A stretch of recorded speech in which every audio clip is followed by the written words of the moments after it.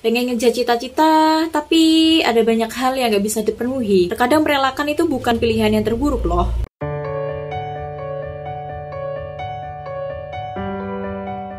Hai teman-teman, apa kabar? Arifa, halo, gimana kabar kalian? Masih sehat? Masih baik-baik aja? Nah, di video kali ini, seperti yang kalian di thumbnail, aku bakalan ngebahas satu buku dari penulis lokal, yaitu karya Kak Valerie Fatkar. Buku pertama dari karya Kak Valerie yang aku baca, Kak Cita. Ada beberapa orang yang bilang ke aku kalau buku ini tuh bagus banget. Terus gimana sih pendapat aku soal buku ini? Di sinopsis di belakang bukunya ditulis tentang para pemimpi yang dikhianati cita-cita mereka. But aku ngerasa buku ini nggak seperti itu isinya. Oke, sebelum kita ngomongin lebih jauh ke sana, aku bakalan nyeritain dulu sinopsis buku ini biar kalian kebayang ceritanya kayak gimana. Buku ini berkisah tentang Javier dan Utara yang kehilangan arah pada cita-cita yang sudah mereka impikan selama ini. Mereka merasa bahwa cita-cita itu tidak seindah dengan apa yang mereka bayangkan. Hingga pada suatu hari, Javier dan Utara bertemu, lalu mereka menjalin sebuah hubungan romantis. Buku ini romance. Buku ini tuh punya narasi pakai orang pertama dengan bahasa yang sangat gaul, gue gitu narasinya. Dari si pandang si Javier dan Utara di setiap babnya. Narasinya tuh lebih pakai lebih sering pakai narasi gaya tel, dan di sini gue tuh jadi lebih kayak paham gitu.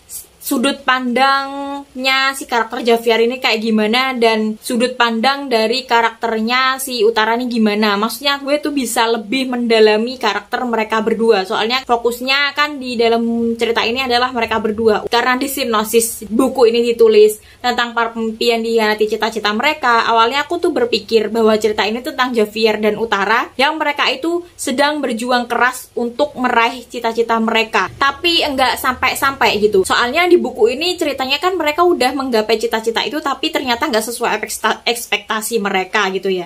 Kalau bilang dikhianati cita-cita sih enggak ya, mungkin apa ya, kayak mereka capek lagi, burn out gitu, mungkin kayaknya lebih cocoknya sih itu. Soalnya kalau dipakein kata dikhianati cita-cita tuh kayak terlalu agak berlebihan gak sih? Dan jadi ekspektasiku terhadap buku ini sempat tinggi banget, tapi ternyata nggak sesuai dengan yang aku bayangkan. Nah, untuk plotnya, buku ini tuh pakai plot yang terus bergerak maju. Di awal sih cepet ya, sampai tengah-tengah tuh nggak membosankan, bahkan hampir menjelang akhir pun nggak membosankan gitu. Cuma entah kenapa di akhir-akhir itu aku agak bosen gitu sama buku ini. I mean, beberapa hal itu kayak diulang-ulang gitu. Contohnya waktu Javier itu ngomong ke Utara buat lebih mencintai dirinya sendiri dan menghargai, itu tuh udah kayak diulang-ulang sama Javier tuh berapa puluh kali gitu dalam buku ini. Aku tahu dia tuh cuma ngerimain Utara buat lebih mencintai diri sendiri. Cuma apa nggak ada bahasan lain kah? Soalnya mereka kan juga menjalin hubungan gitu kan. Contoh lainnya adalah saat Javier itu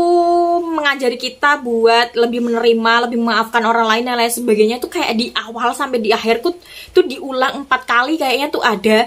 Cekcoknya Javier sama orang lain tuh kayaknya diulang beberapa kali tuh ada, dan masalahnya tuh sama, kayak nggak ada something new kan dalam novel ini. Terus konfliknya dalam novel ini tuh sebenarnya simpel sih, soal ya kehilangan, merelakan dan lain sebagainya. But aku gimana ya ngomongnya, konfliknya tuh menurutku kurang gitu aja sih. Tapi buku ini juga banyak bagusnya kok. Nah, bagusnya tuh buku ini mengajarkan kita untuk menerima yang namanya kehilangan, mengikhlaskan, mengejar cita-cita. Indahnya kita saat mencintai diri sendiri. Indahnya saat kita ditemani dengan orang yang tepat. Buku ini kan romance ya. Aku suka di sini sama romansnya Javier dan juga Utara. Enggak berlebihan sih, manis, tapi bahkan manisnya tuh kelewatan, bikin aku tuh ngerasa jomblo dan ngerasa kalau kayaknya orang tersweet di dunia ini tuh cuma Javier dan Utara. Gue iri gitu sama kisah cinta mereka. Dan satu hal yang kayaknya di underline banget dalam buku ini adalah menerima keadaan dan memaafkan diri sendiri. Berhubung ini novel pertama dari Kak Valerie yang aku baca, dan aku belum tahu